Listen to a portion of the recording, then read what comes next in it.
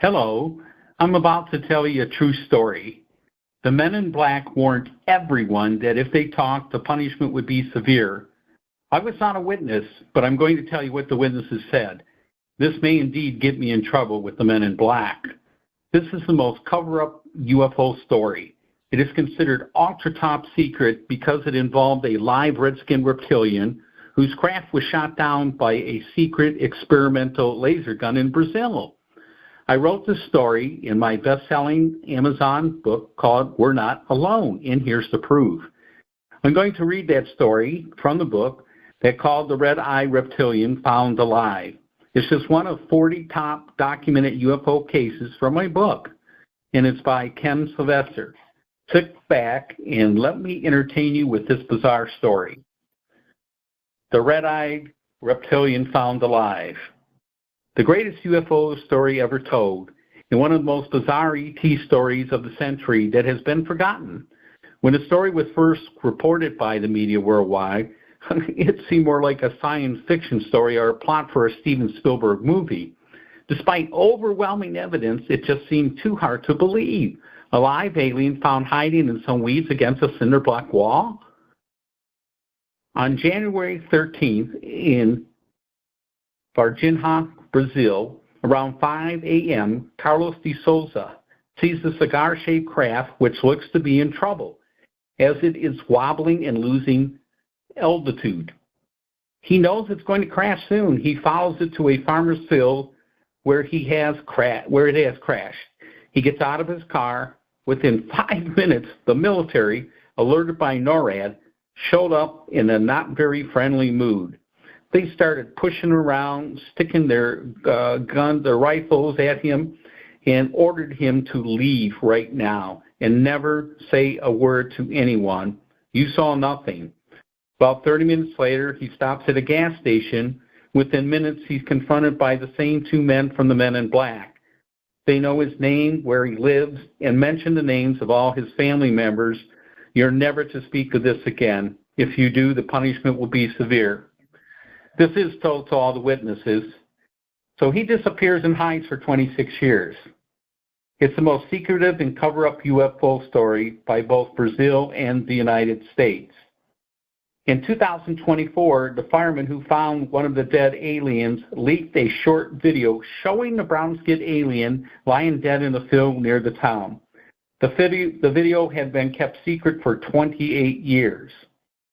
On January 20th, 1996, three girls, all sisters, ages 14, 16, and 21, they're walking around the town, being teenagers, when they notice a wall covered with graffiti. As they get a closer look, they spot a creature crouched down in the weeds up against a cinder block wall.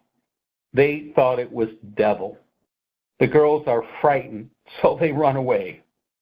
There's a military security team driving around looking for the missing alien. They discover the live alien. He's walking, and Eric Lopez is driving his Jeep with his security detail along with his best friend Marco, who was sitting in the passenger seat. Eric sees the alien running across the street. Marco jumps out of the Jeep, grabs the alien with his bare hands. He carries it to the back seat with the small, weak alien sitting on his lap. They then are told to take the creature to Humanta Hospital. They bring the creature inside to a shocked and horrified staff, as you can imagine. The doctor starts to treat the wounded alien, who seems scared and in pain. Meanwhile, Marco was scratched during the capture of the alien. The doctor starts treating his wound. Doctors attend to Marco, start treating his arm intravenously with every antibiotic they have in the hospital, but it's not working. He dies soon after that.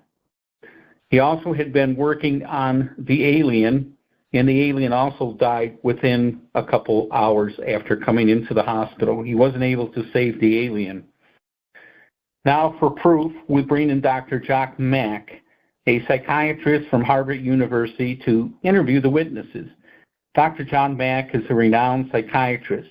He's famous for conducting over 100 interviews with people claiming to be abducted. The cover-up on this was extreme. This was a secret that could not get out. They totally shut down the press and informed the editor he was not to do any more investigation. If you do, we will put you in prison and lose the key. James Fox, a UFO researcher, had returned 26 years later to interview the witness and make a documentary film. He interviews Brigadier General Jose Carlos Piera, who tells James he can ask any questions except what happened at Berjanha. However, he got a big surprise. As the general was entering his car, James tries one more time. Just tell me this. Did it happen? As he was closing the door, he blurted out, it happened. The military just confirmed the incident. Fox was able to track down Carlos de Souza, the first guy to reach the crash site. Carlos had been in hiding for 26 years. He broke down in tears as he recalled what happened that night. He was extremely traumatized and scared, carrying this burden for 26 years inside his head. Next, Fox heads over to interview the 3 teenage girls who are now, in their middle age, and their mom. One night, they tell him they get a knock at the door. The mom opens the door. The men in black, 4 of them, push their way into their house. They tell the mom the girls need to change their story and say they lied. The mom tells them they are good Catholics and they do not lie, and she will not ask them to lie. The guy tries one last thing. He opens a briefcase full of $200,000 in cash if they change their story and move out of the country. The mom family refuses and tells them to leave. The last witness Fox wants to talk to is Eric Lopez. He was the driver of the Jeep that picked up the alien. As he cautiously approaches the house he believes he's in, an unidentified man opens a window. He then tells them that they must leave or they will be shot. James Fox asks the unidentified man if he is Eric and if he would give just one statement. The man in the window repeated again, if you do not leave now, I will shoot you. The man in the window was speaking Portuguese. Fox doesn't understand Portuguese. However, his film crew does. They're locals, and they start moving back out of shooting range. As they move backward, Fox finally understands the danger that he's in, turns around, and heads back to his car. They all then get into their cars and depart. For more details, read the full story in my book called We're Not Alone, and Here's the Proof by Ken Sylvester. Over and out.